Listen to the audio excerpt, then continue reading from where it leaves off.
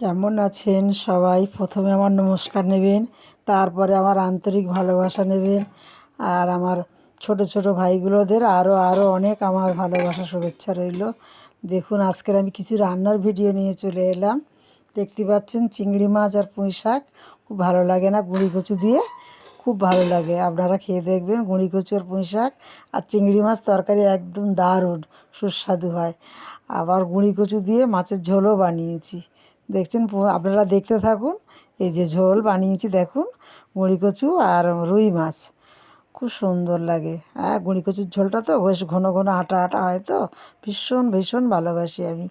আপনারা কেমন ভালোবাসেন আমাকে একটু কমেন্টে জানাবেন, আমি খুব খুশি হব। আপনাদের জন্য তো সবসময় আমি খুব প্রার্থনা করি, রাধা কৃষ্ণ হরে কৃষ্ণ। আমি এই নামে সারাক্ষণ থাকি আর আপনাদের জন্য কামনা করি, শুভ কামনা সারাক্ষণ, যে আমার সকল বন্ধুদের সুস্থ রাখো, ভালো রাখো। এই কামনা নিয়ে আমি আপনাদের ভিডিও ছাড়ি। আর আপনাদের জন্য সত্যিই আমি কামনা করি। যখন ঠাকুর ঘরে পূজা করতে আসি আপনাদের কথা আমি বলি। তারপরে চলে এলাম আবার রান্নাঘরে, তরকারিগুলো একটু ফোটাচ্ছি।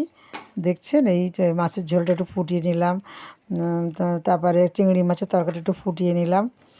আর আপনারা আবার দেখছেন আমি একটু লিকার চা খাই সন্ধ্যাবেলা। আজকে লিকার চা খাই না, কিন্তু আজকে একটু মনটা হলো, শরীরটা একটু ভালো না, লিকার চা খাই।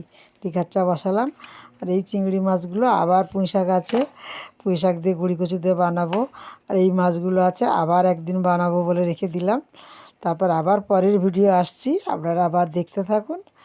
আর আমি তো বলছি আপনাদের সাথে একটু গল্পও করি। আপনারা খুব ভালো আছেন তো? তা কেমন আছেন আমাকে একটু জানাবেন না? আপনারা কেমন আছেন আমি একটু জানতে ইচ্ছা করে তো। আবার চলে এলাম রান্নাঘরে। দেখছেন, আপনাদের সাথে একটু গল্প করতে করতে অনেক কিছু কাজও করছি, গল্পও করছি। ভালো লাগছে না? আপনারা আপনারা কেমন ভালোবাসেন আমাকে, মাসিমাকে? আমার ভিডিও আপনাদের ভালো লাগছে কি আমি জানি না। যদি ভালো লাগে তো একটু কমেন্ট করবেন, একটু সাবস্ক্রাইব বাড়িয়ে দেবেন, আমি খুব খুশি হব। খুব ভালো লাগে, তাহলে আমার আরও আগাতে ইচ্ছা করছে। আপনাদের সাহায্য তো আমি আগাবো।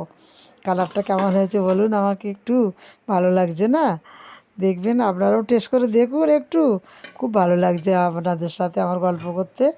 আবার চলে এলাম পরের ভিডিওয়, যে খুব সুন্দর করে একদম ঘন করে ডাল সেদ্ধ করেছি। আর আমার সোনা নাতনির জন্য একটা ডিম সেদ্ধ আছে। আর দেখছেন, ভাত আছে, রুটি কর্তা আমি রুটি খাই। আর যদি ওরা একটু খায় তো খায়, বৌমা খুশি খেয়াল। আমি আর কর্তা রাত্রিতে রুটি খাই। দেখছেন, রুটিও বানানো হয়ে গেছে। আবার এই মাছগুলো আবার আজকের এনেছে। দেখুন, ফ্রিজে রেখেছি তো, মাছগুলো একদম জমে গিয়েছে। দুপুরবেলা ধুয়ে টুয়ে গুছিয়ে ফ্রিজে রেখেছি মাছগুলো কেটে কুটে।